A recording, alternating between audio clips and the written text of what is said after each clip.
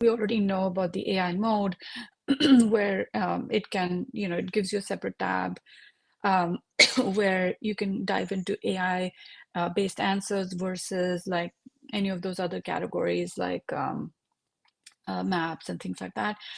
You can actually use that search term or search bar as an omni box where you can just search right in the Chrome address bar, and you can start to ask longer, more complex questions to get a helpful AI response. Like you can literally write a story in there and say, find the answer to this or whatever. Just go on and on and on. It's not like keyword based. So I guess those I thought this was a huge um, new announcement, and I'm actually looking forward to this whenever they release it. And it's kind of really getting into that agentic space where you don't have to go, doing stuff on the browser. These agents and these inbuilt little native features are actually going to help you, assist you, save you time, do the work, and you can keep doing whatever you're doing.